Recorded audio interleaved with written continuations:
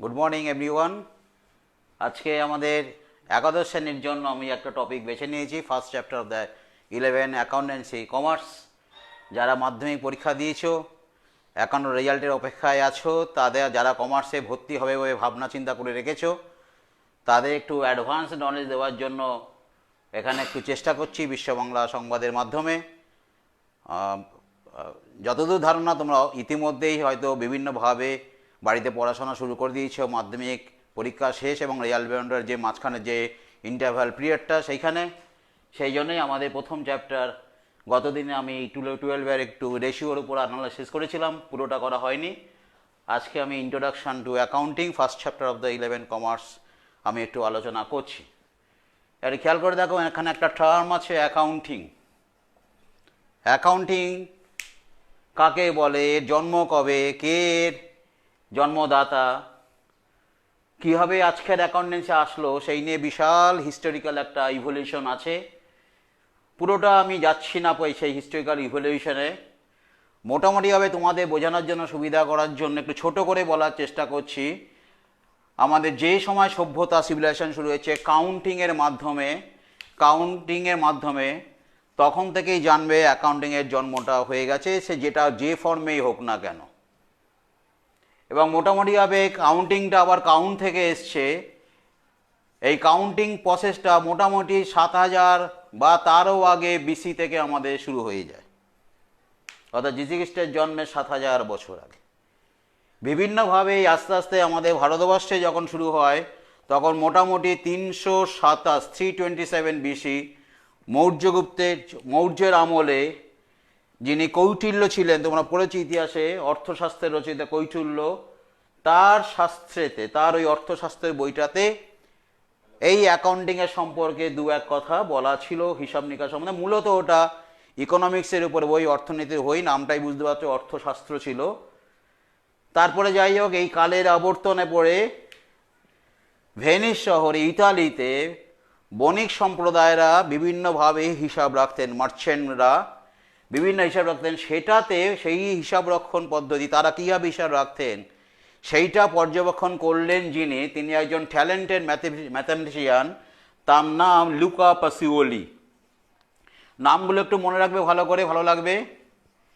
Luka পাসিওলি, ওনার জন্ম মোটামুটি 1445 সালে আনুমানিক।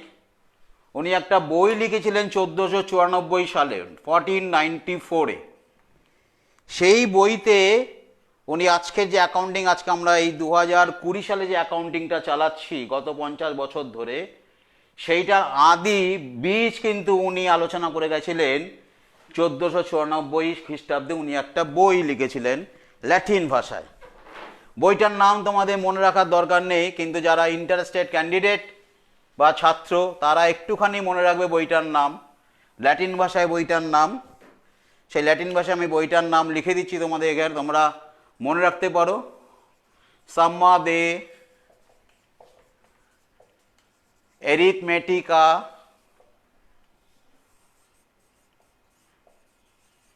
জিওমেট্রিয়া প্রপোর্শনিয়েট proportionalita.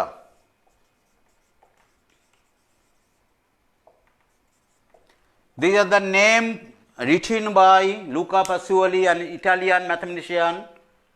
তিনি ধর্মযাজকও ছিলেন। তার বইটার নাম হচ্ছে সাম্মা দে এরিথমেটিকা জিওমেট্রিয়া প্রপোর্শনিয়েট প্রপোর্শনালিটা, যার ইংরাজি তর্জমা করলে হয় যে something about arithmetic, geometric, ratio and proportion. এইটা নিয়ে আমাদের অ্যাকাউন্টেন্সি। এই বইটার মধ্যে একটা ডি কম্পুটিস এট স্ক্রিপ্টুরিস, সেইখানে উনি কতগুলো টার্ম ইউজ করেছিলেন, যে টার্মের মধ্যে জার্নাল, লেজার, ট্রায়াল ব্যালেন্স, এই কথাগুলো ইউজ করে আজকের যে বেস অফ অ্যাকাউন্টিং, যার উপর আমাদের মডার্ন অ্যাকাউন্টিং দাঁড়িয়ে আছে, যাকে নাম দিয়েছি আমরা, উনি নাম দিয়েছিলেন ডবল এন্ট্রি সিস্টেম। এইটার আদি বৃত্তান্ত, বীজ, শুরুয়াত ওই লুকা পাসিওলি করে গেলেন এই বইটার একটা অংশে। এই বইটার মধ্যে জার্নাল, লেজার, ট্রায়াল ব্যালেন্স। উনি এই ম্যাথামেটিশিয়ান বইটা লেখার সময় না কিন্তু উনি কিন্তু নিজে দাবি করেছেন I was not the inventor of this system. ইতালির মার্চেন্টরা যেভাবে ব্যবসার হিসাবপত্র রাখতো সেইটাকে দেখে উনি একটা অর্গানাইজ করলেন এই অ্যাকাউন্টিং সিস্টেমটাকে, সেই জন্য তার নাম ডব্লিউসি। এর আগে কোনো বই অ্যাকাউন্টসের উপরে সেইভাবে পাওয়া যায়নি বলেই লুকা প্যাসিওলিকে আমরা ফাদার অফ মডার্ন অ্যাকাউন্টেন্সি বলছি, ফাদার অফ অ্যাকাউন্টিং বা ফাদার অফ অ্যাকাউন্টেন্সি। আমরা যেরকম নিউটনকে, Isaac Newton father of modern management, modern science বলছি, আমাদের অ্যাকাউন্টেন্সি কিন্তু একজন পিতাহীন সাবজেক্ট নয়, এর একজন জনক বা পিতা আছে, তার নাম হচ্ছে লুকা প্যাসিওলি। অতএব এই নামটা স্টুডেন্টদের অবশ্যই মনে রাখা দরকার, কারণ যে সাবজেক্টটা পড়ছো তার জন্মবৃত্তান্তটা না জানলে মনে হয় সাবজেক্টটার মধ্যে যে রস সেটা তুমি পাবে না। আর এই সাবজেক্টটা এমনই সাবজেক্ট, এটা কিন্তু ন্যাচারাল সায়েন্স নয়, এটা সোশ্যাল সায়েন্স। অতএব যুক্তি, তর্ক, লজিক দিয়ে তোমাকে এটা কতগুলো নীতি দিয়ে এটাকে শিখতে হবে এবং সামাজিক বিবর্তনের মাধ্য দিয়ে এরও সিস্টেম অফ অ্যাকাউন্টিংটা ইভলিউশন হচ্ছে এবং ডে বাই ডে ইমপ্রুভ করছে আমাদের এই সোশ্যাল অ্যাকাউন্টিংটা। সুতরাং এইটা মাথায় রাখবেন। এর নাম লুকা প্যাসিওলি। উনি 1494 খ্রিস্টাব্দে উনি বইটা লিখেছিলেন। বইটার নাম সাম্মা দ্য অ্যারিথমেটিকা জিওমেট্রিয়া প্রপোর্শনালিটা। তার একটা পার্টে ডি কম্পিউটার স্ক্রিপ্টুসে আজকের ডবল সিস্টেমের কথা উনি বলেছিলেন এবং উনি জার্নাল কথাটা তোমরা পরবর্তীকালে আমরা যে বুকস অফ অ্যাকাউন্ট আমরা বলছি কথাগুলো কীভাবে বুকস অফ অ্যাকাউন্ট রাখতে হয়, সেই জার্নাল কথাকে দিয়ে উনি একটা লোককে ওয়ার্ন করেছিলেন যে ডেবিট আর ক্রেডিট, ডেবিট ক্রেডিট কী জিনিস তোমাদের আমি পরে বোঝাবো। ডেবিট অ্যান্ড ক্রেডিট ইকুয়াল না করে রাত্রে ঘুমানো যাবে না। So nobody can sleep at night unless their equal debits and total credit. Total debit আর ক্রেডিট যদি তারা না করে তাহলে রাত্রে ঘুমানো যাবে না। সুতরাং এই যে ডেবিট অ্যান্ড ক্রেডিট ইকুয়াল হবে, this equality concept is known as today's double entry system. এবার আমরা আসি আমরা অ্যাকাউন্টিংয়ে বলতে গিয়ে এই যে ডবল এন্ট্রি সিস্টেম বললাম, this is totally accounting. What is accountancy, তার সাথে কিছু টার্ম আমরা জানি। প্রথমে জানি যে আমাদের যে সাবজেক্টটা সেটার নাম হচ্ছে accountancy. This is a subject. Subject মানে এখানে নলেজ থাকবে how to keep your accounts, how to make accounting entries. এই অ্যাকাউন্টিং এর মধ্যে তিনটে পার্ট আছে। Branch of accounting is three. Number one হচ্ছে কস্ট অ্যাকাউন্টিং, নাম্বার টু হচ্ছে ফাইন্যান্সিয়াল অ্যাকাউন্টিং, আর নাম্বার থ্রি হচ্ছে ম্যানেজমেন্ট অ্যাকাউন্টিং। অ্যাকাউন্টেন্সি একটা সাবজেক্ট, তার মধ্যে একটা পার্ট হচ্ছে হাউ টু, মানে প্র্যাকটিক্যাল পার্টটা হচ্ছে keeping recording of transaction in your books of account, process of recording transaction in your books, that is call accounting. সেই অ্যাকাউন্টিংটা তিনটে ভাগে ভাগ করা হয়, cost accounting, financial accounting, management accounting. এই তিনটে অ্যাকাউন্টিং আমাদের মধ্যে, আমাদের এখন ফাইন্যান্সিয়াল অ্যাকাউন্টিং এর মধ্যে পড়বো আমরা। আমাদের 12-এ 11-এ ফাইন্যান্সিয়াল অ্যাকাউন্টিং আছে, 12-এ 11-এ কস্ট অ্যাকাউন্টিং আছে, আবার 12-এ গিয়ে কিছুটা ম্যানেজমেন্ট অ্যাকাউন্টিংয়ের পার্টও তোমাকে করতে হবে। সেই জন্য আমি তিনটেকে মোটামুটি একটু ব্যাখ্যা করছি। Financial accounting, cost accounting, management accounting কী জিনিস। কস্ট অ্যাকাউন্টিংকে বলা হয় প্রি মর্টেম অ্যাকাউন্টিং, অর্থাৎ আগে থেকে ভেবে রাখছো তোমার কি কস্ট হবে, তোমার কি এক্সপেন্ডিচার হবে, কি ইনকাম হবে, কি রেভিনিউ হবে, সেটা নিয়ে সেইভাবে যে অ্যাকাউন্টিংটা করা হয় অ্যাকচুয়াল আর নোশনাল বেসিসে, that is call cost accounting. আর একটা নাম হচ্ছে প্রি মর্টেম অ্যাকাউন্টিং। আর ফাইন্যান্সিয়াল অ্যাকাউন্টিং মানে ঘটনাগুলো ঘটে যাওয়ার পরে, ঘটনা কাকে বলে সেটাও আমরা পরে বলবো, ট্রানজ্যাকশন কাকে বলে পরে বলবো আমরা। বেসিক অ্যাকাউন্টিং টার্মস আর না জানলে তুমি অ্যাকাউন্টেন্সি সাবজেক্টটা শিখতে পারবে না। সেই জন্য ফাইন্যান্সিয়াল অ্যাকাউন্টিংয়ের পার্টটা হচ্ছে যে ঘটনাগুলো ঘটে যাবে তাকে রেকর্ড করা হচ্ছে ফাইন্যান্সিয়াল অ্যাকাউন্টিং।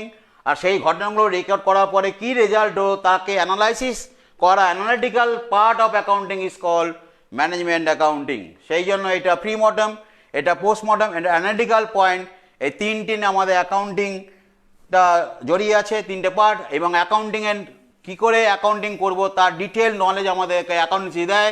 অ্যাকাউন্টেন্সি কিন্তু থিওরিটিক্যাল পার্সপেক্টিভের কথা বলে, অ্যাকাউন্টিংটা হচ্ছে প্র্যাকটিক্যাল পার্সপেক্টিভ কথা বলে, ও করে দেখায়। আর অ্যাকাউন্টেন্সি হচ্ছে আমাদের পথ দেখায়। সুতরাং এ হচ্ছে আমাদের পথ প্রদর্শক।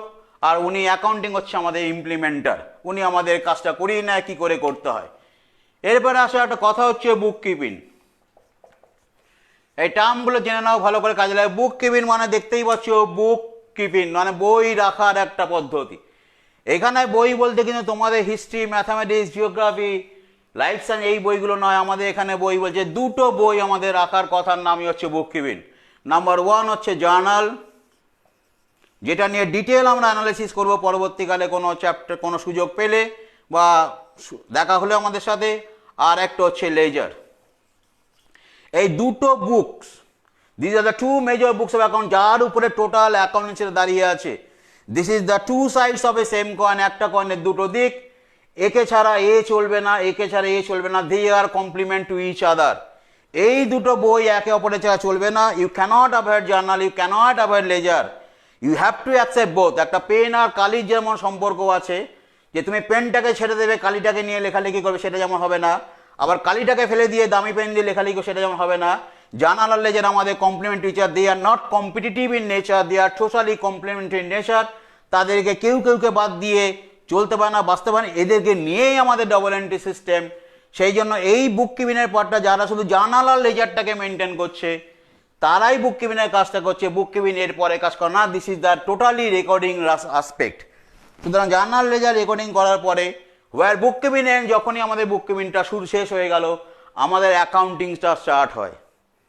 আমি আবার বলছি, বুক কিপিংটা শুধুমাত্র রেকর্ডিং। কি রেকর্ডিং আমি সবেই আস্তে আস্তে জার্নাল আর লেজার দুটো major books of double entry system, যাকে নিয়ে আমাদের ডাবল এন্ট্রি সিস্টেম গড়ে আছে। এই দুটো বই complementary in nature, not the competitive in nature. These are the two sides of a same coin. এবং সেই দুটোকে নিয়ে আমাদের ডবল এন্ট্রি সিস্টেম, এই দুটোকে রেকর্ড করার যে ওয়ে, একটা systematic manner, that systematic manner is call book keeping. Book কিপিংয়ের কাজটা যখনই শেষ হয়ে যাবে, উই স্টার্টস আওয়ার অ্যাকাউন্টিং। অ্যাকাউন্টিংয়ের কাজটা যখন শেষ হয়ে যাবে, উই স্টার্টস আওয়ার অডিটিং। অডিটিংয়ের কাজটা যখন শেষ হয়ে যাবে, we starts for taxation. Taxation যখন শেষ হয়ে যাবে, আমরা নেক্সট ইয়ারে গিয়ে আমরা বুক কিপিংটা স্টার্ট করবো। This is a psychological phenomena. অর্থাৎ আপনাদের বুক কিপিং পরে অ্যাকাউন্টিং, অ্যাকাউন্টিং এর পর অডিটিং, অডিটিং এর পর taxation, then again come to the book keeping. এইটা সোলার সিস্টেমের মতন বছরে ঘুরতেই থাকবে। নাও আমাদের অ্যাকাউন্টিং এর ব্যাপারটা নিয়ে একটু ক্লিয়ার করি। অ্যাকাউন্টিং কি করে? অ্যাকাউন্টিং আমি জাস্ট অ্যাকাউন্টিং এর কাজগুলো লিখছি। নাম্বার 1 হচ্ছে collecting, then recording, then classification, then summarisation বা condensation, then result, then interpretation or communication.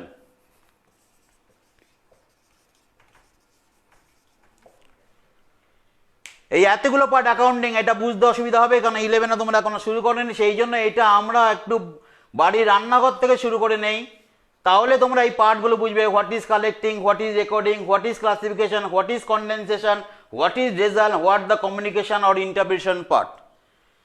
এটা এখানে উদাহরণ নিয়ে, যেরকম তোমার মা তোমার বাবাকে বাজারে পাঠালেন যে এই জিনিসগুলো নিয়ে এসো, একটা ফর্দ দিয়ে দিলেন।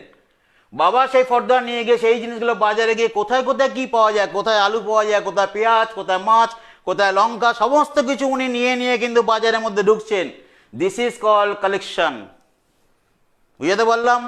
বাবা যে সবজিগুলো কিনছে, this is the information collection. আমরা অ্যাকাউন্টিং এর ভাষায় বলছি, বাবা সবজিগুলোকে বলছে collection, the requirements of daily needs, প্রতিদিনের জন্য যা দরকার। বাবা সেই বাজারটা করার পরে তুমি যদি দেখো বাড়িতে মধ্যবিত্ত পরিবারে যেটা হয়, লাক্সারি পরিবারে হয়তো নাও হতে পারে, বাবা একটা ছোট স্লিপ নিয়ে লঙ্কার দাম কত, আলুর দাম কত, পটলের দাম কত, মাছের দাম কত লিখছে। This is call recording. What do we do in our family life daily, জেনে বা না জেনে প্রতিদিন আমাদের বাবা মারা সবথেকে কাছের লোক যেটা করছে, জেনে না জেনে, হয়তো তিনি ফিজিক্সে অনার্স কিন্তু অ্যাকাউন্টিংটা ডেইলি করছেন, না জেনে করছেন, আমরা জেনে সাবজেক্টটা করছি। What we call recording. এই রেকর্ডিং করার পরে যখন বস্তাটা বাজারে থলেটা ফেললো, মা কিন্তু সেইগুলোকে ক্লাসিফাই করছে, কোথায় আলু কোথায় পটল দেখবে আলাদা আলাদা করে রেখে দিচ্ছে। This is call classification. Then condensation করছে, পারলে ছোট ছোট প্যাকেটে ঢুকিয়ে নিয়ে ফ্রিজে রাখছে, দিস কন্ডেনসেশন। দেন রেজাল্ট, তারপরে যখন মা সেই কন্ডেন্স ফর্ম করে রান্না করছে, তারপর তোমাকে খেতে দিয়ে তোমাকে যখন বলছে কেমন হয়েছে, তুমি বলছো এটা খুব ভালো হয়েছে, এটা খুব খারাপ হচ্ছে, কেন খারাপ হলো তার আবার অ্যানালিসিস হবে, that is call communicating the interested party. সুতরাং বাবার যে বাজার যাওয়ার ঘটনা থেকে মায়ের রান্না করা, তারপরে তোমার খাওয়া রেজাল্ট, অ্যান্ড রেজাল্টের খাওয়ার পরে তোমার কী ধরনের অভিজ্ঞতা হলো, weather it is good or bad, সেটাকে কমিউনিকেট করছো মাকে, বা মা সেটাকে অ্যানালাইজ করলো কেন আজকে মাংসটা অতটা ভালো হলো না আগের দিনের মধ্যে। This is the analytical part. After communicating the information you have to sit to analyse the already this thing happened. সেই জন্য accounting as the elaborate part, যেটা বুক কিপিংয়ের পার্ট নয়। বুক কিপিং কিন্তু এইখানে শেষ। Where the book keeping ends, এই accounting start শুরু হয়ে গেল। সেই জন্য where book keeping end accounting starts, এই কথাটা মাঝে মাঝেই পরীক্ষায় আসে। এখন আসে না, এখন সিস্টেম অফ এক্সামিনেশনটা আলাদা হয়ে গেছে, প্যাটার্নটা আলাদা হয়ে গেছে। সেই জন্য অ্যাকাউন্টিংয়ের ভাস্ট নলেজ, এই কালেকশন অফ কি না, আমরা যে বিভিন্ন ট্রানজ্যাকশনগুলো, ট্রানজ্যাকশন কাকে বলে সেটা আমরা পরে বলবো। প্রত্যেকটা লাইন করতে করতে একটা নতুন নতুন টার্ম তোমরা জানবে। এবং তোমাদেরকে আমি রিকোয়েস্ট করছি, বাড়িতে যখন টেক্সট বইটা পড়বে দয়া করে ব্যাকেটে যে ইংরাজি, যে বাংলা, যে ইংরেজিতে পড়বে তার তো তুলনা নেই, কথা বলছি না তার জন্য, যে বাংলায় পড়বে তার ব্যাকেটে যে ইংরাজি ওয়ার্ডগুলো থাকে, this are new word to you. এর আগে তুমি কোনোদিন ওয়ার্ডগুলো শুনেছো কিনা জানি না। ট্রানজ্যাকশন তুমি কোনোদিন শোনোনি, কমিউনিকেশনটা হয়তো শুনেছো, ক্লাসিফিকেশনটা শুনেছো, কিন্তু কন্ডেনশন শুনেছো, এগুলো সন্দেহ আছে। সেই জন্যই প্রত্যেকটা টার্মকে তুমি ব্যাকেটে দেখবে যে কোন টার্মগুলো বইয়ের ওয়ার্ডগুলো বাংলা, প্রতিশব্দর ইংরেজিগুলো দেখে নেবে। ট্রানজ্যাকশন কি আমরা সেটা বলবো। সুতরাং এই রেকর্ডিংটা কালেকশন, বিভিন্ন ট্রানজ্যাকশন কালেক্ট করছি, দেন ওই কালেকশন ট্রানজ্যাকশন রেকর্ড করছি, তারপরে ক্লাসিফিকেশন করছি, তারপরে কন্ডেনসেশন, দেন রেজাল্ট বার করছি যে আমি যে ব্যবসা করলাম সেই ব্যবসায় কত লাভ হলো, লোকসান হলো, তারপরে সেইটা কমিউনিকেশন করছি, ইন্টারপ্রিটেশন করছি টু দ্য জেনারেল পাবলিক। এই টোটাল কাজটা করে নেয় অ্যাকাউন্টিং এর কাজটা। এরই মাঝে তোমাদের যদি কোশ্চেন থাকে, প্রশ্ন থাকে, করতে পারো, আমি অ্যান্সার দেব।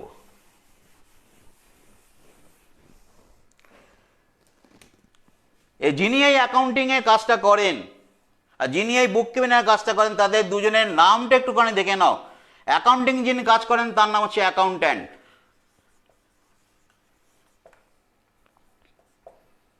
যিনি বুক কিপারের কাজ করে তার নাম হচ্ছে বুক কিপার। শব্দগুলো খুবই ইম্পর্টেন্ট। অ্যাকাউন্ট্যান্ট কথাটা দেখে নাও, বুক কিপার আগে। বুক কিপারটা বলি, book keeper is just like wicket keeper. Wicket কিপারের যে কাজটা আছে, দেখো বাইরে ডান দিকে বল বেরিয়ে গেলে, বা দিকে বল বেরিয়ে গেলে তাকে ধরার চেষ্টা করা, বা ব্যাটসম্যানকে আউট করার চেষ্টা করা। আমাদের বুক কিপারের কাজ হচ্ছে, যা দুটো বুককে তুমি রেখে দাও যত্ন করে, একটা হচ্ছে জার্নাল আর একটা হচ্ছে লেজার।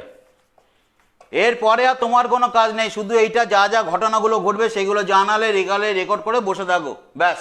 বুক কিপারের কাজ শেষ। বল বেরিয়ে গেল, উইকেট কিপার ধরে আবার বোলারকে দিল, উইকেট কিপারের কাজটা শেষ। সেই জন্য বুক কিপারের কাজটা শেষ। এবার অ্যাকাউন্ট্যান্টের কাজটা আপনি বুঝে নেন কি ফার্স্ট টার্ম কলেজ। এবং এই কাজটা এত বেশি গুরুত্বপূর্ণ, কাগজে কলমে কোনো অ্যাকাউন্ট্যান্টের চাকরি চলে গেছে, স্যাক করে দিয়েছে, এটা আপনি পাবেন না। কারণ অ্যাকাউন্ট্যান্ট এমন একটা পদে চাকরি করে, ওকে তাড়াতে গেলে কোম্পানিকে 10 বার ভাবতে হয়। কারণ he knows the ins and outs of the company. কোথায় কোম্পানি কীভাবে কি ঘটনা ঘটাচ্ছে না ঘটাচ্ছে, তার কাছে প্রতিটা খবরের, প্রতিটা তথ্যের ইনফরমেশন ওর কাছে আছে। তাকে যেই মুহূর্তে স্যাক করে দেবে, সে কিন্তু বাইরে গিয়ে ব্লাস্ট করে দিতে পারে, কোম্পানির অনেক ক্ষতি হতে পারে। সুতরাং this is a totally secure job. এবং এই অ্যাকাউন্ট্যান্টের চাকরিটা খুব সহজ। সেই জন্য আমাদের অ্যাকাউন্ট্যান্ট কথাটা এসে গেছে, দেখো দুটো শব্দের যুগলবন্দিতে, একটা হচ্ছে অ্যাকাউন্ট, একটা হচ্ছে অ্যান্ড। দেখে নিন, শব্দটাকে ভেঙে দিন, অ্যাকাউন্ট এবং অ্যান্ড। অ্যাকাউন্ট মানে হিসাব, এবং অ্যান্ড মানে পিঁপড়ে। আপনি জানেন পিঁপড়ের কাজ হচ্ছে কুড়ে কুড়ে খাওয়া। অ্যাকাউন্ট্যান্ট কুড়ে কুড়ে খেয়ে নিচ্ছে পিঁপড়ের মতন পুরো অ্যাকাউন্টসটাকে। এবার চিন্তা করুন, কোথাও যদি আপনি একটা চিনির দানা ফেলে রাখেন, আপনার গন্ধ কিন্তু পিঁপড়ে পেয়ে গিয়ে সেইখানে ধরবে। তার মানে he knows ins and outs of the accountancy, total accounting rules and রেগুলেশনটা জানে। সেই জন্য অ্যাকাউন্ট্যান্ট, অ্যাকাউন্ট যুক্ত অ্যান্ড, এই অ্যান্ডের মানে ঘ্রাণ শক্তি। তার মানে অ্যাকাউন্ট্যান্ট অ্যাকাউন্ট শুনলেই কোথায় কি হচ্ছে না হচ্ছে তার ঘ্রাণ শক্তিটা প্রবল আছে পিঁপড়ের মতন। সেই জন্য ব্রিটিশ ইজ ভেরি ইন্টেলিজেন্ট, তারা এই শব্দগুলো ওইভাবে চয়ন করে নেয়, অ্যাকাউন্ট প্লাস অ্যান্ড অ্যাকাউন্ট্যান্ট। এই অ্যাকাউন্ট্যান্ট আজকে যে অ্যাকাউন্টেন্সি আমরা দেখছি বিরাট সাবজেক্ট, তারা এই সাবজেক্টটা আনলো কারা? লুকা প্যাসিলি জন্ম দিয়ে ছেড়ে দিল। যেরকম আমরা পড়েছি উপন্যাসে, মহাভারতে, মহাকাব্যে পড়েছি আমরা যে কৃষ্ণের জন্ম দিয়ে দেবকী ছেড়ে দিয়েছে, কিন্তু তাকে লালন পালন করেছে কে? যশোদা। সুতরাং যত না আমরা দেবকীকে চিনি কৃষ্ণের মা বলে, তার থেকে বেশি মা জানি আমি দেবকীকে, না যশোদাকে কৃষ্ণের মা বলে। লুকা প্যাসিলি জন্ম দিয়ে দিল অ্যাকাউন্টসের। তার আগেও অ্যাকাউন্টিংয়ের জন্ম ছিল, কিন্তু উনি যে আজকের সিস্টেমটা তিনি বার করে দিয়ে চলে গেলেন। তার অনেক পরে নিউটনের জন্ম হলো, প্রায় 198 বছর পরে নিউটনের জন্ম। আমাদের সাবজেক্টটা কিন্তু তারও আগে 1494, ভাবতে পারছো, আজ থেকে 500 বছরের উপরে সাবজেক্টটা হয়ে গেছে, এবং এখনও কিন্তু বুলেট গতিতে কিন্তু আমাদের সাবজেক্ট চলছে, একে রেখে রাখা যাচ্ছে না। সেই জন্য লুকাবাসি যখন তুললেন তখন আমাদের ফিল্ড অফ ট্রানজ্যাকশন খুব ছোট ছিল, ছোট ছোট পরিবারের মধ্যে, ছোট ছোট মার্কেটের মধ্যে বাটার সিস্টেম চালু ছিল, এখনও যেটা কিছুটা আছে। সুতরাং ট্রানজ্যাকশনের নেচার, ভলিউম সব কম ছিল। সেই জন্য হস্তি শাবক যখন ছোট ছিল তাকে বাঁধার জন্য সামান্য একটা জড়ি যথেষ্ট। কিন্তু যখন শিল্প বিপ্লব হয়ে গেল, ইতালিতে রেনেসাস হয়ে গেল, ইউরোপে বিপ্লব হয়ে গেল, তখন কিন্তু ভলিউম অফ ট্রানজ্যাকশন, বাষ্প ইঞ্জিন আবিষ্কার হয়ে গেল, ভলিউম অফ ট্রানজ্যাকশন এত বেরিয়ে গেল, তখন লুকোবাসিলি ওই সিস্টেমটাকে আরও এনলার্জ করা হলো। ইউরোপিয়ান, এই ইউরোপিয়ান কিন্তু আসলে এটা যশোদা। টোটাল ইউরোপিয়ান কান্ট্রি যতগুলো আছে, বিশেষ করে স্কটল্যান্ড এবং ইংল্যান্ড, তারাই দেখলো যে আমাদের অ্যাকাউন্টিং যেভাবে এগোচ্ছে, শিল্প, এই ব্যবসা বাণিজ্য, তাকে নথিভুক্ত করার জন্য, তাকে বেঁধে রাখার জন্য আমাদের আর ওই লুকাবাসলির দেওয়া নিয়মের মধ্যে থাকলাম না, ওটাকে এনলার্জ করতে হবে। সেইগুলো এনলার্জ করলেন। সেটা 1880 সালে স্কটল্যান্ডে একটা ইনস্টিটিউট প্রতিষ্ঠিত হলো, তার নাম হচ্ছে institute of chartered accountant of England and Wales. সেই institute of chartered accountant England and Wales 1880 সালে তৈরি হয়ে গেল। এরা ওইটাকে তৈরি করলো যে এইবার আমাদের নিয়মে ওইটা তৈরি হবে, AI, institute of chartered accountant England and Wales. ঠিক আছে, এর 7 বছর পর 1887 সালে আমেরিকাও বসে নেই, আমেরিকা তৈরি করলেন AICPA, American institute of certified public accountant. তাহলে 1880 সালে ইউরোপে তৈরি হয়ে গেল, 1887 সালে AICPA তৈরি হয়ে গেল। এবার আসো ব্রিটিশ, আমাদের ভারতবর্ষে ব্রিটিশ চলছে। আমরা নতুন করে আমাদের সিস্টেম চালু করতে পারছি না, যা ব্রিটিশ চালু করে গেছে 1880 সালে, সেই নিয়মে আমাদের ভারতবর্ষে অ্যাকাউন্টিংটা চালু হয়ে গেল। আমরা ওদের অ্যাকাউন্টিং সিস্টেমে স্নাত হয়ে গেলাম। সেই জন্য আজকে ওদের রুল আমরা করছি। আমরা নতুন করে রুল বার করতে পারলাম না, যেটা আমেরিকা বার করতে পারলো, যে কিভাবে অ্যাকাউন্টসের বুকস অফ অ্যাকাউন্ট রেকর্ড করতে হবে, ট্রানজ্যাকশন রেকর্ড করতে হবে, যেটা আমেরিকা পারলো নিজের সিস্টেম নিয়ে, ব্রিটিশরা করে গেল। আমাদের ব্রিটিশ সাম্রাজ্যবাদ আমাদের দখল করার কারণে ওদের নিয়মে আমরা স্নাত হয়ে গেলাম। সেই জন্য আজও টুডে আমরা ব্রিটিশ নিয়মটা ইউজ করি, তার সাথে পাশাপাশি আমেরিকান নিয়মটাকে ইউজ করি। আমাদের নতুন কোনো নিয়ম হলো না, না হলেও আমরা থেমে থেকে নেই। আমাদের 1949 সালে institute of chartered accountant of India তৈরি হয়ে গেল। এইটা আমাদের রক্ষা কবচ। আমাদের মডার্ন অ্যাকাউন্টিংটাকে পুরোপুরি highly regulated, guided by the institute of chartered of India. আর তুমি যখন এই ইনস্টিটিউটে পাস করবে, you will be called chartered accountant, যেটাকে আমরা এইখানে যে অ্যাকাউন্ট্যান্টের মিন করছি, that is why accountant, chartered accountant. আমি উইশ করছি তোমরা সকলেই মোটামুটি ICAI, institute of chartered of India, এই ইনস্টিটিউট থেকে পাস করে এসো এবং একটা চার্টার্ড অ্যাকাউন্ট্যান্ট ডিগ্রি পাও। তাহলে বুঝতে হবে যে অ্যাকাউন্টেন্সি ফিল্ডটা লাইক এ ওশান, কোনো ছোট পন্ড নয়। তাহলে 1880 ইউরোপে, 1887 আমেরিকাতে, 1949 ভারতবর্ষে ইনস্টিটিউট তৈরি হলো, যারা অ্যাকাউন্টসটাকে গাইডলাইন দিয়ে আটকে রাখলো।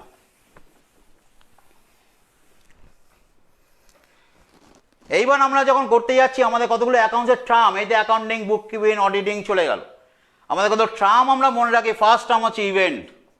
যে টার্মগুলো আপনি জানবেন, পরীক্ষার সময় আপনার আসবে, পড়তে পড়তে জানবে, হ্যাঁ এইগুলো তো আমি শুনেছিলাম। ইভেন্ট কাকে বলে? ইভেন্টের বাংলা মানে হচ্ছে ঘটনা, যেটা তোমরা জানবে। আমি বাংলাটা লিখছি না, তোমরা মুখে বলে দিচ্ছি। ইভেন্ট মানে ঘটনা, আর ঘটনার মাধ্যমে যা ঘটবে তাই ঘটনা। Anything happens is called event. সুতরাং এই যে ইভেন্ট কথা, this is the border concept, that like this is event.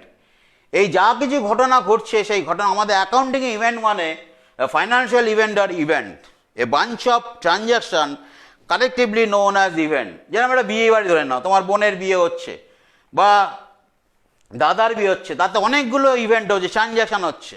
ঘটনাটা কি? ঘটনাটা বোনের বিয়ে। ট্রানজ্যাকশন কি? নিমন্ত্রণ কার্ড, মিষ্টি, বরের জামা পোশাক, বোনের গয়নাগাটি, ট্রানজ্যাকশন। তাদের কালেকটিভলি ফর্ম হচ্ছে ইভেন্ট, তার মানে কি? Marriage ceremony. তাহলে event is a bunch of transaction giving a result ultimately. এই ইভেন্টগুলো যখন পর্যালোচনা করছো, তুমি দেখতে পাচ্ছ কিছু কিছু ঘটনা এমই মানে মানিটারি ইভেন্ট, যে ইভেন্টগুলোকে অর্থ দিয়ে মাপা যাবে। আর কিছু কিছু ঘটনা তুমি দেখলে, there are some events which are not expressed in terms of monetary event, that is called non-monetary event. So from the total event point of view, we get two types of events occurring in our daily life. One is monetary event, the event which can be expressed in terms of money and which can be recorded in our books of account, that is called monetary event, and which is not expressed in terms of money, that is called non-monetary event. An example, তুমি 200 টাকা দিয়ে একটা pen কিনলে, this is the monetary event because তোমার একটা অর্থ দিয়ে পেনটা কিনেছো. Non-monetary event, তোমার কোম্পানির জেনারেল ম্যানেজার অ্যাক্সিডেন্টালি মারা গেলেন, এটাকে তুমি মনিটারি এক্সপ্রেশন করতে পারো. You cannot express the event in terms of money or money's worth. So every event which cannot be expressed in terms of money is called non-monetary event. আর এই যে general manager মারা গেল, আমরা জানি general manager একটা sales manager মারা যায়, company huge লসের মুখোমুখি হবে, তার একটা ফাইন্যান্সিয়াল এফেক্ট আছে, কিন্তু ফাইন্যান্সিয়াল এফেক্টটা কিন্তু you cannot measure, this is called measure.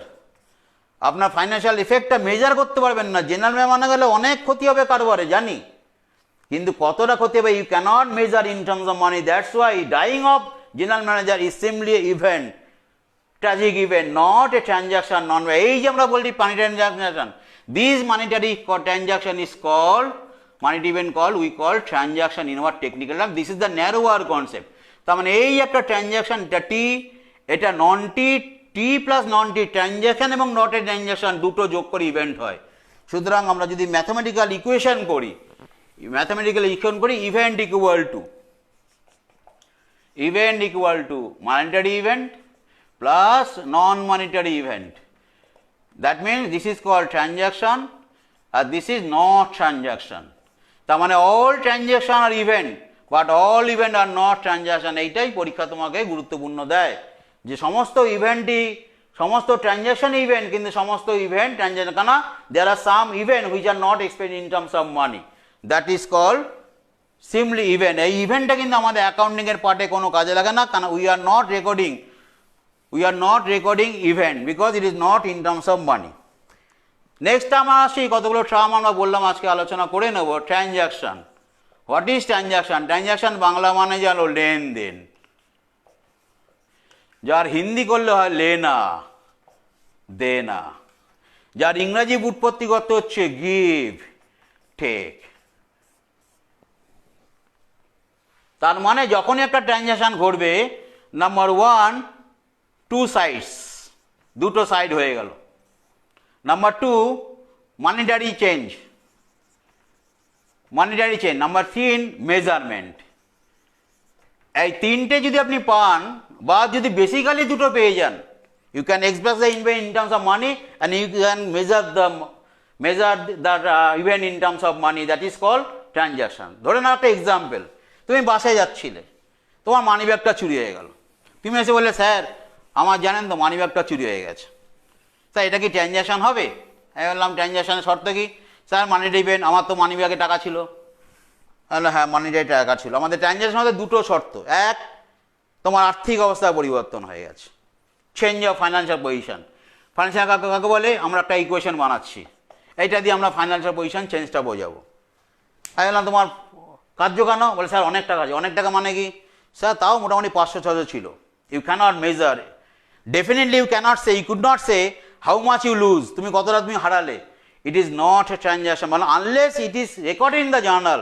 আমরা বুকস ওখানে যতক্ষণ রেকর্ড করতে না পারছি ততক্ষণ নেই। ও স্যার ধরে নিন না 500-600, ধরে নেওয়ার কোনো জায়গা নেই। আপনি বলুন 500 টাকা আমার হারিয়েছে, হ্যাঁ স্যার 500 টাকা, দ্যাট ইজ ট্রানজাকশন। তাহলে আমার মানি ব্যাগ হারিয়ে গেছে, তাতে অনেক টাকা ছিল। এই অনেক টাকা মানে তোমার কাছে অনেক টাকা মানে যা, মুকেশ আম্বানির কাছে কিন্তু অনেক টাকার মানে অনেক রকম। সেই যে অনেকটা একটা অ্যাবসোলিউট টার্ম, ওটাকে নিয়ে ব্যাখ্যা করা যাবে না।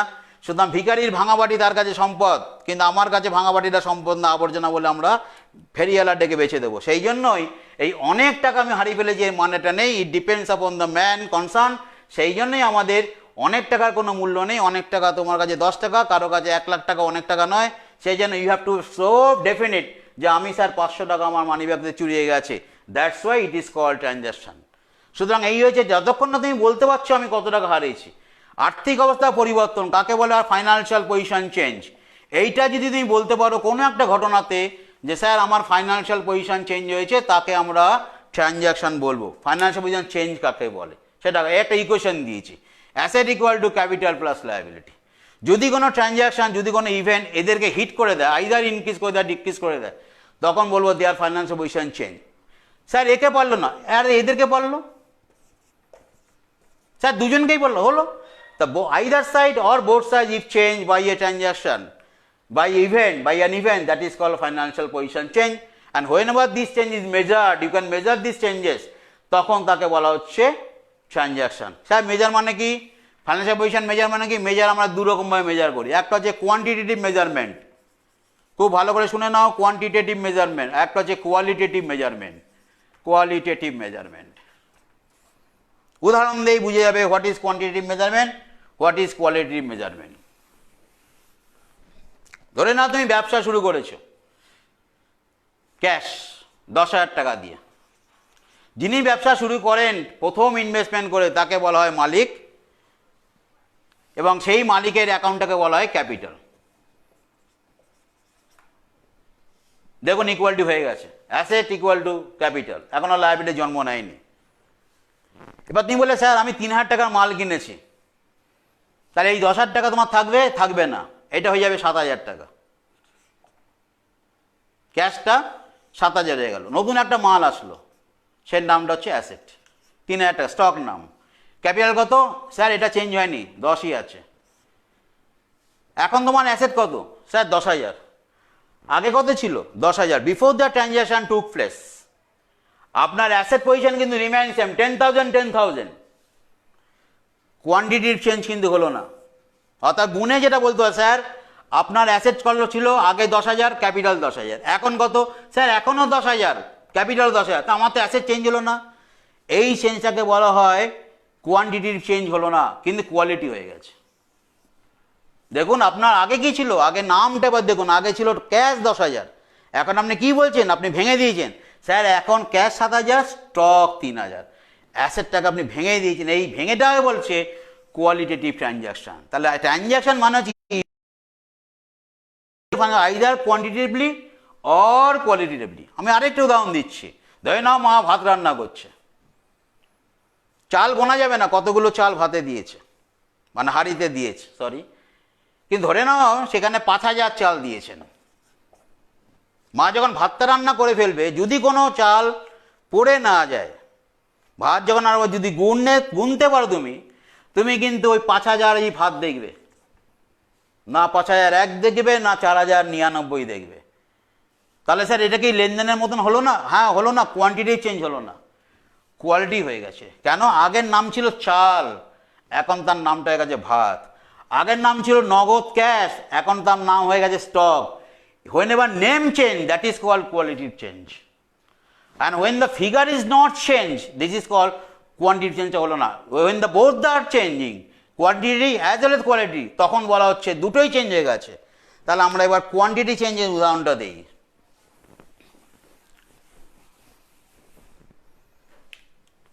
10,000 টাকা ছিল তোমার কাছে ক্যাশ, ক্যাপিটাল 10,000 টাকা। খুব মনের আনন্দে ব্যবসা করতে যাচ্ছ, বড় বাজারে যাচ্ছ মাল কিনতে, পিক পকেট হয়ে গেল 3,000 টাকা। মাথায় হাত দিয়ে বসে যাচ্ছ, কাঁদছো, ক্রাইং, স্টার্টেড ক্রাইং। স্যার কি হলো? আমার কি এটা ট্রানজ্যাকশন হয়ে গেল? আমি বলবো তোমার ট্রানজ্যাকশন, তুমি ফাইন্যান্সিয়াল পজিশন চেঞ্জ করো। স্যার আগে আমার নগদ টাকা 10,000 ছিল, এখন কত আছে? 7,000 টাকা। কি আছে? স্যার আগেও ক্যাশ ছিল, এখনও cash. Name is not change but the figure is change, that is why this is called quantitative change. আমি আগেও বললাম ট্রানজ্যাকশন হতে গেলে any event which can change your financial position in terms of quantity or in terms of quality or in terms of both, that is that financial transaction is changing your financial position. সেই জন্য এইটাও financial position change হয়ে গেল। আগে ছিল cash 10,000, এখন cash হলো 7,000। তাহলে তুমি তোমার নামটা চেঞ্জ করতে পারছো না, ভ্যালুটা change. whenever value is change, that is why it is called quantitative change. এখানে কিন্তু কোয়ালিটির চেঞ্জ হলো না, কেন? আগেও তোমার ক্যাশ ছিল 10,000, এখনও কিন্তু ক্যাশই আছে, অন্য কিছু এর জায়গায় আসেনি। তাহলে অ্যাসেটের যখন নাম চেঞ্জ হলো না বা লায়াবিলিটির নাম যখন চেঞ্জ হলো না, তখন সেটাকে আর কোয়ালিটিভ চেঞ্জ বলা হয় যাবে না। এবার আমরা উদাহরণ দিই, দুটো চেঞ্জেরই উদাহরণ দিই। সেই 10,000 টাকা নিয়ে শুরু করি। ক্যাশ, তোমার ক্যাপিটাল 10,000। বাজার থেকে 3,000 টাকা মাল কিনলে, কি পজিশন আসলো? ক্যাশ 7,000 হয়ে গেল আর স্টক 3,000 হয়ে গেল। Transaction takes place because qualitative change is there. এই 3,000 টাকা মাল তুমি বাজারের লোককে বিক্রি করলে 4,000 টাকা দিয়ে, এই স্টকটা চলে গেল। আপনার ভালো করে বুঝে নাও, এই 3,000 টাকা মালটা 4,000-এ বিক্রি করেছো, এই স্টকটা তাহলে কেটে গেল, আপনার 4,000 টাকা ক্যাশ আসলো, তার মানে ক্যাশের দাম হয়ে গেল 11,000 টাকা আর স্টকটা আপনার হয়ে গেল নীল। আপনার ক্যাপিটাল ছিল 10,000 টাকা, এই 3,000 টাকা মাল 4,000-এ বিক্রি করলেন, 1,000 টাকা লাভ হলো। এবার দেখুন আপনার কি কেসটা হলো। আগে ক্যাশ ছিল কত স্যার? 10,000।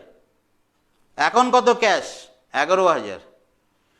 তাহলে নাম চেঞ্জ, পরবর্তীকালে নাম চেঞ্জ হয়ে গেছে, এইটা 11,000 হয়ে গেছে, তাহলে কোয়ান্টিটি চেঞ্জ হয়ে গেছে। This is called quantitative change.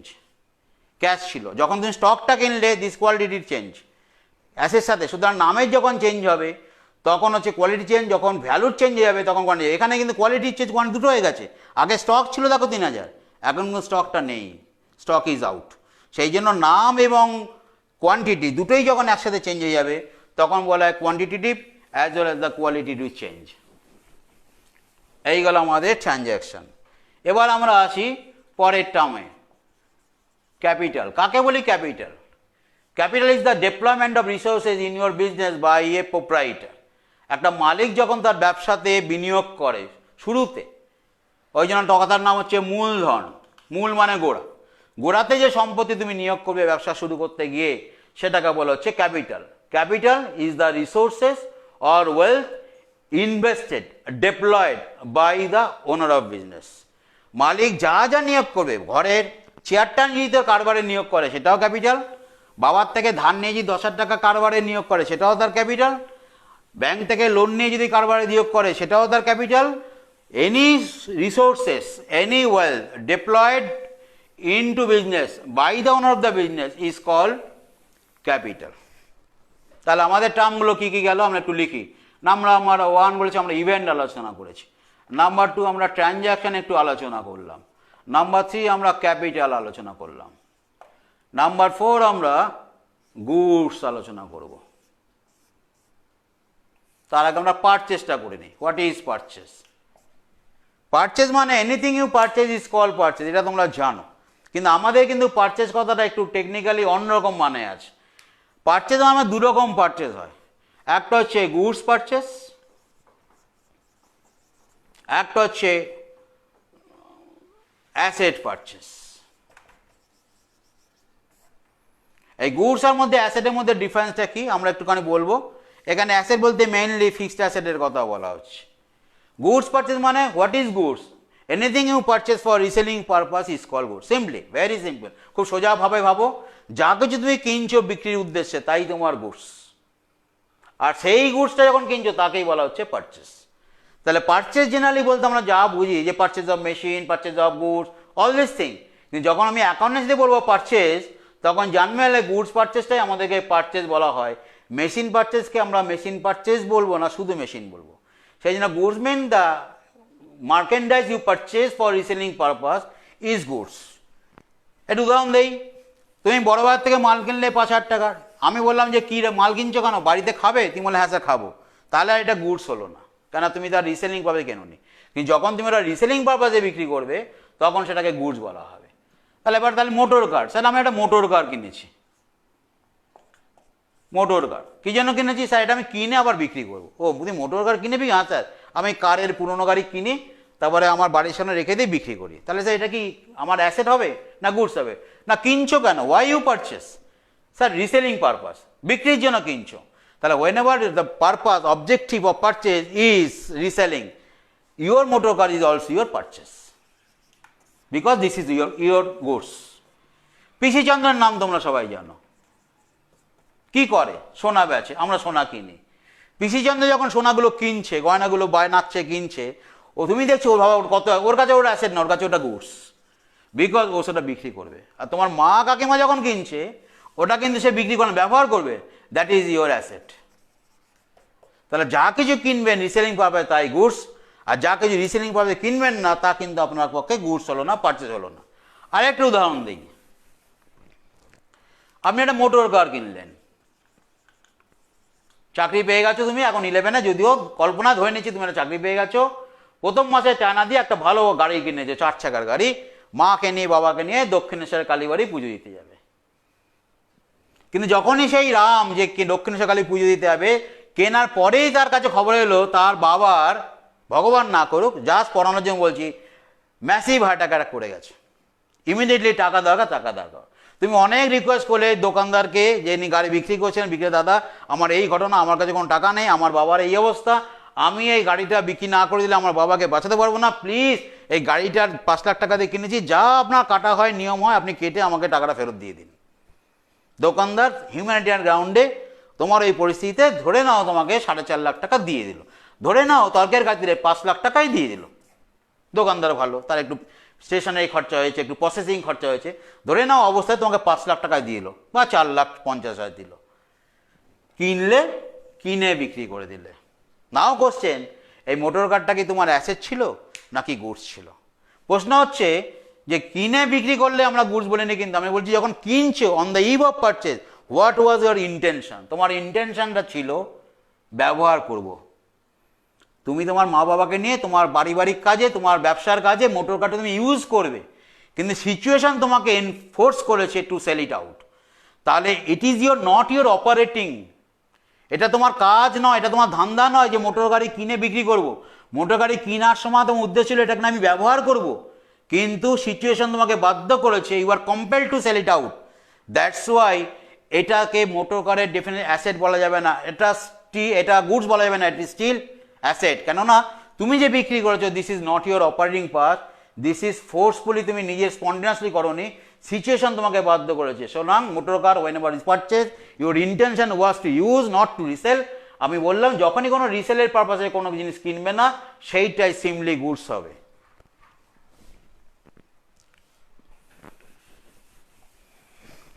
তাহলে যখনই পারচেজ হয়ে গেল, তার সাথে পারচেজে অন্য মুদ্রা আছে সেল। কাকে সেল বলা হয়? সেল মানে যে জিনিসটা তুমি কিনলে সেটাই যখন বিক্রি করছো, দ্যাট ইজ কল্ড সেল। তার মানে তুমি যে জিনিসটা কিনছো না সেটা যদি বিক্রি করো, that is not your sale. Clear হলো? যা তুমি কিনবে সেটাকেই যদি বিক্রি করো, সেটাই সেল। ওই যে বললাম তুমি বড় বাজার থেকে টি শার্ট কিনে নিয়ে এসছো, এটা হচ্ছে পারচেজ। এইটাই যখন তুমি বিক্রি করলে, দিস ইজ সেলস। আর তুমি তোমার মা গয়না কিনেছিল, তারপরে গয়নাটা বিক্রি করলো, this is not sale in our accounting সিস্টেমে, ওটাকে অ্যাসেট সেল বলা হবে, সিমলি সেল বলা যাবে না। সেল অ্যান্ড পারচেজ বলতে গুডস অর সার্ভিসেস, এইটাকেই আমরা পারচেজ আর সেলস বলে অ্যাকাউন্টিংয়ে মিন করি। কিন্তু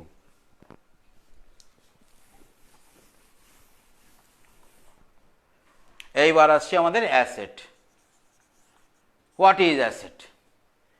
অ্যাসেট কাকে বলে? অ্যাসেট মানে ইউর পজিশন, তুমি কিছু নিয়ে আছো, তোমার দখলে কিছু আছে এবং যে তোমার দায় শোধ করার ক্ষমতা রাখে। Asset is something which is having some capability two repay your liability. Asset হচ্ছে সেই রিসোর্সেস যে তোমার দেনাগুলোকে পরিশোধ করার ক্ষমতা রাখে। অ্যাসেট হচ্ছে সেই রিসোর্সেস যার থেকে তুমি বেনিফিট আগামী দিনেও পাবে। আমরা আগামী দিন বলতে কি বোঝাই আমরা বলি, আমাদের 365 দিন বলতে একটা ইয়ার, 365 days এ ইয়ার। আগামী দিন বলতে আমরা আগামী বছরকে মিন করি, যে এই যে অ্যাসেটটা কিনেছো এর থেকে বেনিফিট যদি পরের বছরেও পাও, তাহলে আমরা সেইটাকে বলি future benefit you can expect from a resource is called asset. Asset is something which can give you an long run benefit. Asset is something which can have the power to repay your liability. সুতরাং এইটা হচ্ছে asset. Asset is means your wealth, your possessions, যেটা তোমার দেনা পরিশোধ করতে পারবে। এবার যেই দেনা পরিশোধ করতে বললাম which can repay your liability, তাহলে নেক্সট টাইম এসে গেল লায়াবিলিটি। What is liability? এই বরং অ্যাসেটে আমরা একটুখানি ছোট করে ভাগ করে নেই, তাহলে তোমাদের একটু বুঝতে সুবিধা হবে। আমাদের অ্যাসেটটা দুটো ভাগে বিভক্ত, একটা হচ্ছে ফিক্সড অ্যাসেট,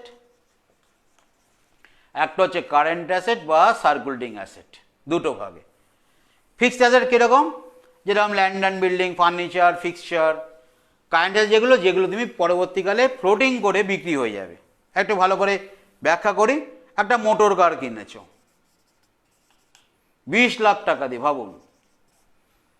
কেনার পর তুমি এসে বললে, স্যার গাড়িটা এত দামে কিনলাম, গাড়িটা আর চলছে না। কেন গাড়িটা চলছে না কেন, কী দামের গাড়ি, মানে এই 20 লাখের গাড়ি চলছে না স্যার, অনেক চেষ্টা করলাম গাড়িটা চললো না। সে কি কেন চললো না, কি জানি বুঝতে পারছি না।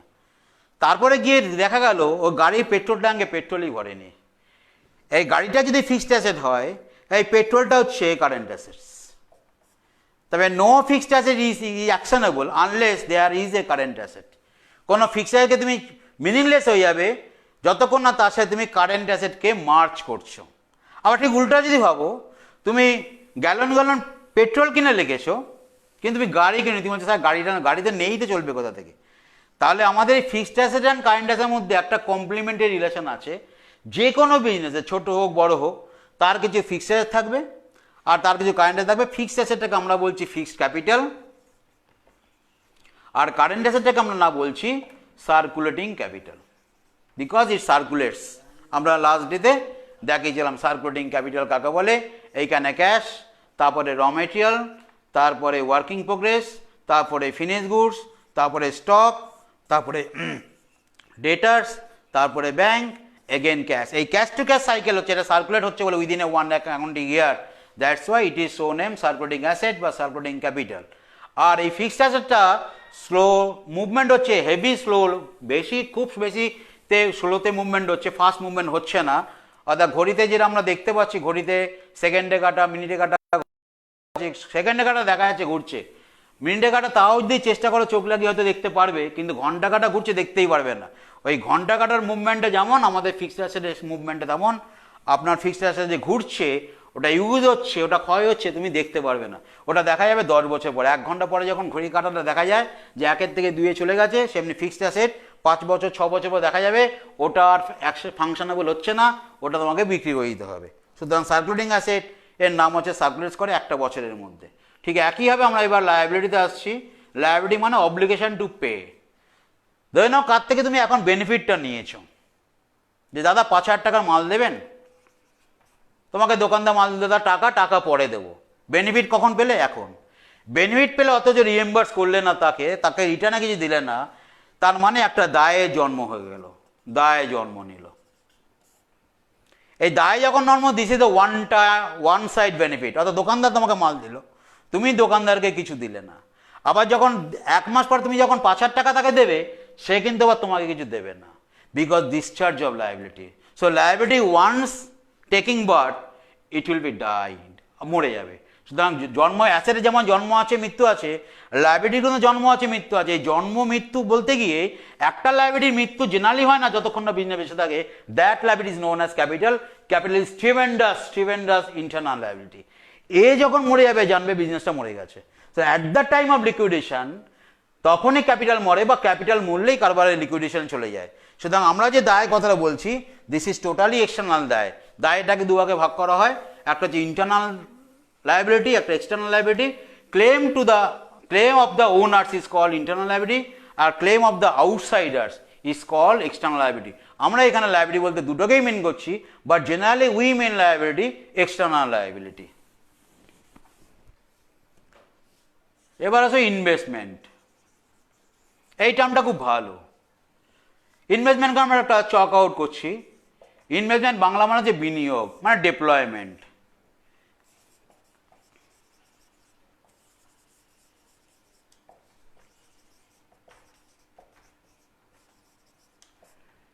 ইনভেস্টমেন্ট তুমি টাকা দুইভাবে বিনিয়োগ করো, either in your business if you are risk lovers. তুমি যদি ঝুঁকিকে ভালোবাসো, people who loves risk they start business. যারা ঝুঁকি বার করতে ভালোবাসে তারা কিন্তু বিজনেস করবে, আর যারা ঝুঁকিটাকে অ্যাভয়েড করতে চাইবে তারাই কিন্তু সার্ভিসের দিকে চলে যাবে। মানে আমার মতন লোক যারা আছে তারা কিন্তু সার্ভিসে চলে যাবে, চাকরিজীবী, তারা কিন্তু ঝুঁকিটা পছন্দ করেন না। বিজনেসম্যানরা ঝুঁকিটা নেন, they are taking the risk, they are gaining more.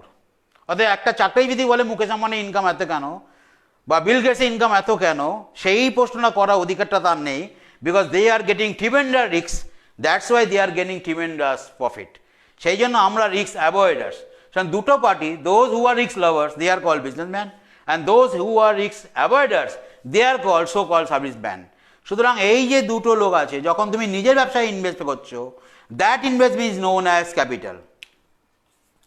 So capital also are investment, but in your internally অর্থাৎ in your own business, deployment of resource in your business is called capital, deployment of resource outside the business is called investment. আমরা investment বলতে deployment of the resource outside your business আমরা বলছি ব্যাংকে fixed deposit, শেয়ারে টাকা লাগানো, post office saving bank, this are the outside investment. Investment বলতে আমরা সেইগুলোকেই বোঝাচ্ছি।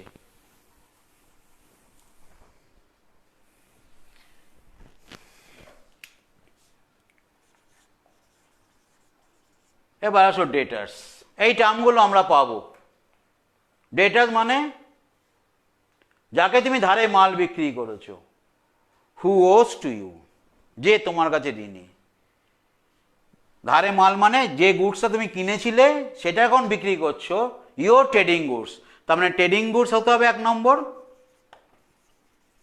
আর 2 নম্বর হচ্ছে ক্রেডিট সেল হতে হবে। এই ট্রেডিং গুডস আর ক্রেডিট সেল হলে দে আর কল ডেটার্স, এবং that debtors is known as trade debtors. Generally debtors বলতে আমরা ট্রেড ডেটার্সকে মিন করি।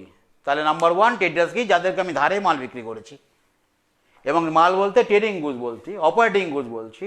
That operating goods whenever you are selling to the external parties on credit, they become your debtors, তারা তোমার ডেটার্স হয়ে যাবে। সুতরাং ধারে যাদেরকে মাল বিক্রি, দে আর ডেটার্স। ঠিক উল্টো দিকে আমাদের আছে ধারে যাদেরকে, যারা তোমাকে মাল দিচ্ছে, যারা তোমাকে ধারে মাল দিচ্ছে, দে আর কল ক্রেডিটার্স। তার মানে ইউ ওস টু সামওয়ান, তুমি কারো কাছে ঋণী। 5,000 টাকা ধারে মাল কিনেছো তুমি কারো কাছ থেকে, বলেছো পরে পয়সা দেবো, তাহলে they are your creditors and you becoming the debtor of that creditors. সুতরাং ধারে মাল কিনলে, এখানে একই ল্যাঙ্গুয়েজ, ওখানে ধারে মাল বিক্রি, এখানে ধারে মাল কেনা। যারা তোমার থেকে ধারে মাল বিক্রি করে, কেনে, তারা তোমার ডেটার্স, বা যাদেরকে তুমি ধারে মাল বিক্রি করো, দে আর দ্য ডেটার্স। আর যাদের কাছ থেকে তুমি ধারে মাল কেনো বা যারা তোমাকে ধারে মাল বিক্রি করে, দে আর কল ক্রেডিটার্স। এই ডেটার্স অ্যান্ড ক্রেডিটার্স মোটামুটি জানবে যে শুধুমাত্র ধারে ট্রানজ্যাকশন, ক্রেডিট হতে হবে। ক্রেডিট ট্রানজ্যাকশন ছাড়া there is no chance of generating debtors and creditors. Credit মানে ক্যাশে লেনদেন করলে ডেটার্স আর ক্রেডিটার্সের জন্ম হয় না, শুধুমাত্র ধারের লেনদেন করলেই ডেটার্স আর ক্রেডিটার্সের জন্ম হয়।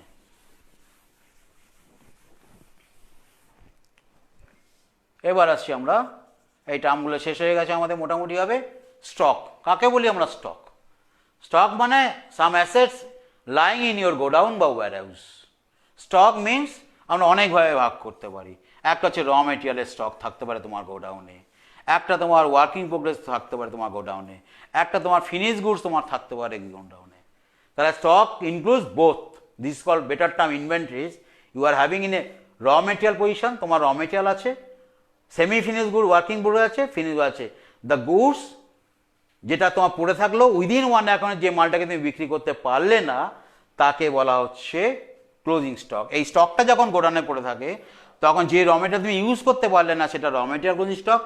যে ওয়ার্কিং প্রোগ্রেস ফিনিশ করে কনভার্ট করতে পারলে না, সেটা হচ্ছে ক্লোজিং ওয়ার্কিং প্রোগ্রেস। আর যে মালটাকে তুমি তৈরি করেছিলে, বিক্রি করার আগেই বছর শেষ হয়ে গেছে, এখনো বিক্রি করতে পাওনি, they are call finish goods. তাহলে stock are of 3 types: raw material stock, working progress stock, finish good stock.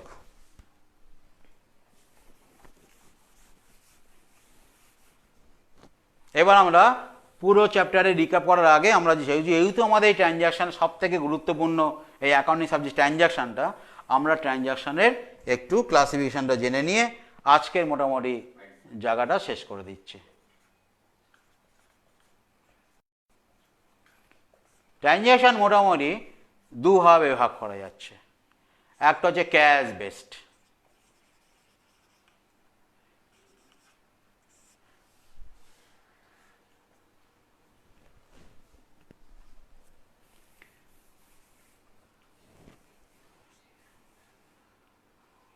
আর একটা হচ্ছে externality base. Externality base, cash base মানে এটা দুভাবে ট্রানজ্যাকশন, একটা হচ্ছে ক্যাশ ট্রানজ্যাকশন, একটা হচ্ছে ক্রেডিট ট্রানজ্যাকশন। যখন তুমি ধারে ক্যাশে লেনদেন করবে সেটাকে বলছি ক্যাশ ট্রানজ্যাকশন, আর যে ক্ষেত্রে ক্যাশ থাকবে না সেটাকে বলা হচ্ছে ক্রেডিট ট্রানজ্যাকশন। তার মানে transaction in cash is called cash transaction, transaction not in cash but on credit is called credit transaction. আর এক্সটার্নালিটি মানে তুমি কাদেরকে মাল কাদের সাথে ট্রানজাকশন করছো, এইভাবে দুভাবে ভাগ করে, একটা হচ্ছে ইন্টারনাল ট্রানজাকশন, একটা হচ্ছে এক্সটার্নাল ট্রানজাকশন। ইন্টারনালের আরেকটা নাম হচ্ছে পেপার ট্রানজাকশন, আর এক্সটার্নাল ট্রানজাকশনের নর্মাল আর নেম নেই, এটা হচ্ছে এক্সটার্নাল ট্রানজাকশন। তাহলে আমরা ক্যাশ ট্রানজাকশন মানে এনি ট্রানজাকশন ইনভলভিং ক্যাশ, যে ট্রানজাকশনের মধ্যে লেনদেনের মধ্যে ক্যাশের মুভমেন্ট হবে, movement of cash is called cash transaction. যে ট্রানজাকশানে মুভমেন্ট অফ ক্যাশ হবে না তাকে বলছি আমরা ক্রেডিট ট্রানজাকশন। তার মানে আগামী দিনে মুভমেন্ট অফ ক্যাশ হবে, at the point of this type transaction এখানে কোনো ক্যাশ ইনভলভমেন্ট হলো না। এবার এক্সটার্নালিটি অনুযায়ী তুমি কাদের সাথে ট্রানজাকশন করলে সেটা দুভাগে ভাগ করা হয়। একটা হচ্ছে ইন্টারনাল ট্রানজাকশন, অর্থাৎ কারবার তার নিজের সাথেই ট্রানজাকশন করছে, তাকে বলি আমরা ইন্টারনাল ট্রানজাকশন। যেমন তুমি নিজে নিজে খাচ্ছ আর তুমি মাকে খাই দিচ্ছ, দুটোর মধ্যে একটু ডিফারেন্স আছে। তাহলে ইন্টারনাল মানে কারবার নিজে নিজের সাথে ট্রানজাকশন করছে, সেই ট্রানজাকশনকে বলা হচ্ছে পেপার ট্রানজাকশন বা ইন্টারনাল ট্রানজাকশন। আমরা উদাহরণগুলো পরবর্তী ক্লাসে সুযোগ থাকলে। আর এক্সটার্নাল মানে তুমি বাইরের লোকের সাথে ট্রানজাকশন করছো। মনে রাখবে একটা বিজনেসের যে টোটাল যে উদ্দেশ্য, মেন উদ্দেশ্য প্রফিট আর্নিং, এই প্রফিট আর্নিং তখনই করে শুধুমাত্র এক্সটার্নালিটি অফ ট্রানজাকশন থাকলেই প্রফিট হয়, এইটা মাথায় রাখবে। তুমি ক্যাশ ট্রানজাকশন বলো ক্রেডিট ট্রানজাকশন বলো, আলটিমেটলি এক্সটার্নালিটি অফ ট্রানজাকশন অর্থাৎ যে লেনদেনটা তুমি করছো সেখানে যদি বাইরের লোককে তুমি ইনভলভ করতে না পারো, যত বেশি বাইরের লোককে ইনভলভ করবে তত বেশি প্রফিট মার্জিন তোমার বেড়ে যাবে, এই কথাটা মনে রেখো। তার জন্য দেখবে পাড়ার মুদি দোকানের প্রফিট অনেকটা কম হয় যখন একটা মাল্টিনেশনাল কোম্পানির প্রফিটের সাথে তুলনা করা হয়, কেন পাড়ার মুদি দোকানের যে এক্সটার্নালিটি অফ ট্রানজাকশন সেটার নাম্বারটা অনেক কম, কিন্তু মাল্টিনেশনাল কোম্পানি বা মাল্টিনেশনাল কর্পোরেশন এমএনসির যে ট্রানজাকশন তার number of transaction whole world basis, সেই জন্য হোল ওয়ার্ল্ড বেসিসে হয় বলে এক্সটেন্ডি অনেক বেশি। যে কারবারে যত বেশি এক্সটেন্ড থাকবে তার তত বেশি প্রফিট আর্নিং ক্ষমতাটা তত বেশি হবে, তার মার্জিনটা তত বেশি হবে। আমরা এই ধরনের ট্রানজাকশন আমরা করলাম। পরবর্তীকালে কতক্ষণ আছে আর পরবর্তীকালে আমরা যখন আবার আসবো দেখা হবে, তখন আমাদের যে আজকে এই বুকস এখন আমরা যেটা করলাম, যেটা বললাম ডবল এন্ট্রি সিস্টেম আমরা যে বললাম, এটা জিনিস কি এটা আমরা বললাম, একটা কয়েনের দুটো সাইড, যেটা তোমরা হেড অ্যান্ড টেল পাও, হেড অ্যান্ড টেল। আমাদের এইখানে এই ডবল এন্ট্রি সিস্টেমে একটার দিকে ডেবিট আর একটার দিকে ক্রেডিট পাই। এই হেড অ্যান্ড টেল আর debit credit they are not the competitive in nature, they are complementary nature. Debit credit কি জিনিস, কীভাবে আমরা এই জার্নাল আমাদের দুটো যে বুকস ছিল সেই জার্নাল এবং লেজার কীভাবে মেনটেন করতে হবে, আজকে থিওরিটিক্যাল ব্যাপারটা বলা হলো। থিওরিটিক্যাল বলতে গিয়ে অনেকটাই তোমাদের ইন্টারেস্ট কমে যায়, কেন অনেকগুলো নতুন টার্মের সাথে পরিচয় হয়ে সবগুলো কেমন ভুলে যাওয়ার সম্ভাবনা থাকে। যখন আমরা এই প্র্যাকটিক্যাল পয়েন্টে যাবো, এই জার্নাল লেজার পরবর্তীকালে যখন যাব, ডেবিট ক্রেডিট যখন ঢুকবো আমরা, যে what is debit, what is credit, what is journal, what is ledger, how we pass our entry in your journal, how we pass our entry in your ledger, এটা যখন হাতে কলমে দেখানো হবে, then you are getting interest। এই মুহূর্তে যতটুকু সেটা মনে রাখো, কেন পরবর্তী ক্লাসে যখন আমি টার্মগুলো ইউজ করব, যে গুডস, অ্যাসেট, লাইবিলিটি, তখন যেন মনে থাকে এই গুডস বলতে কাকে বলে, অ্যাসেট বলতে কাকে বলে, এইটুকু মনে রাখলো। তোমাদের সবাইকে শুভেচ্ছা জানাচ্ছি, ঘরে থেকো, সুস্থ থেকো। আজকে এইটুকু নিয়ে থাক, পরবর্তীকালে আবার দেখো।